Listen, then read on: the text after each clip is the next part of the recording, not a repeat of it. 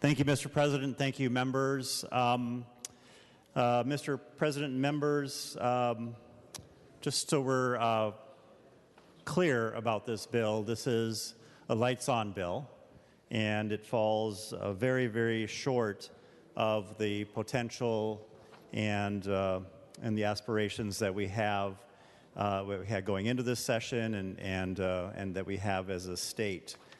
There is no additional revenue that's going into our roadway system, our bridges, whether those be our trunk highway, state system, or local roads, or our townships.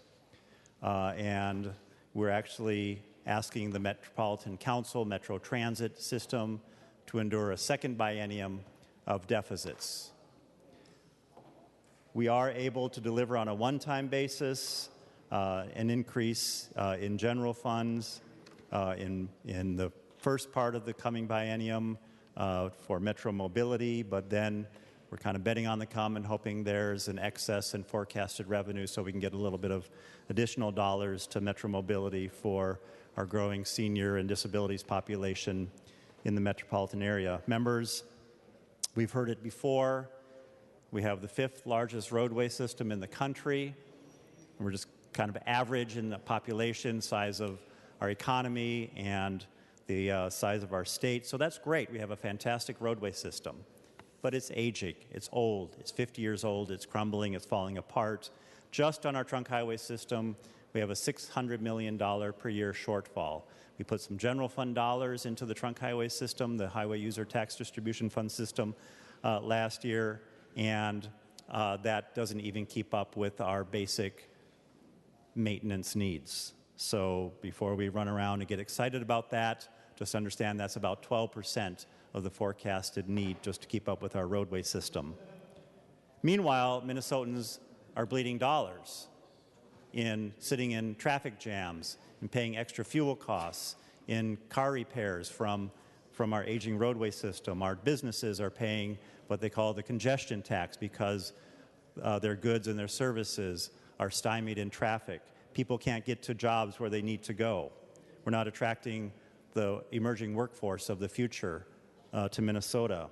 So we're kicking the proverbial can down the road, and we will have to confront this issue at some point because it's going to severely impinge our economic forecast.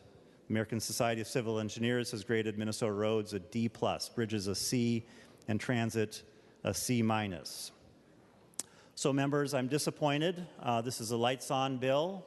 We do some good work on finally getting out of the Minlar's mess, and Senator Newman is to be credited for really rolling up his sleeves, working with myself, with members of the House, with the executive branch, with Rick King from Thomson Reuters, who helped us figure some of our way out, and we are making up some of the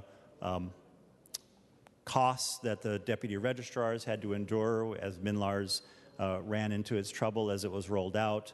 And that's a good thing. We put Metro Mobility on a separate line item apart from Metro Transit. That sounds kind of boring, but it's really actually a big deal. And we've done a few other things that are fairly minor in nature, but make a big difference in the life of the communities and the people of Minnesota, extending an analysis to possibly get the North Star up to St. Cloud at some point, making sure we continue to support those folks who are working at the Amazon campus down in Shakopee, that they can get back and forth from where they live, making sure that we're doing the soft body armor reimbursements. That's the cost that cities bear. Senator Frentz was a key in helping us, and a few others were a key in helping us push that forward. And that we have a whole bunch of policies, and I won't go into those, but some really good policies that we put together. And we are keeping the lights on at the Department of Transportation and Metro Transit, but we're just not advancing our state in the way that we could, in a way that's fair, that's progressive, that makes sure that we're investing in the prosperity in people's lives.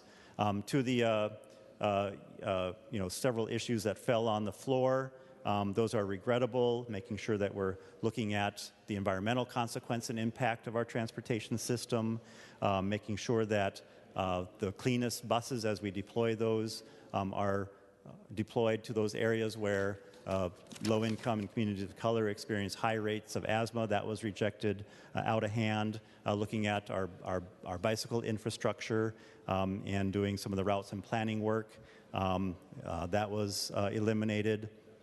And some other good items. I regret that the piece that was offered, by the House to the Senate, it was a different plan than what Senator Champion had proposed, but it was a plan to try to address the food scarcity, food issues at the University of Minnesota.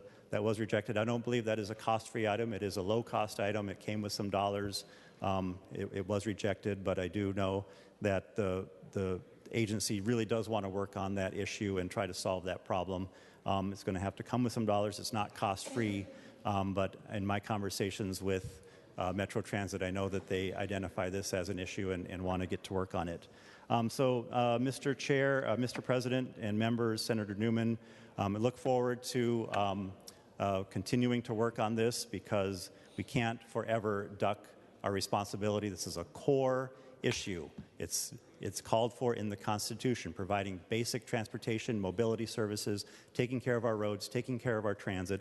This is something we need to do, something that Minnesotans want us to do, our business community, our labor community want us to get to, and we're going to have to, at some point, make this a priority of this legislature and this state. Thank you, Mr. President.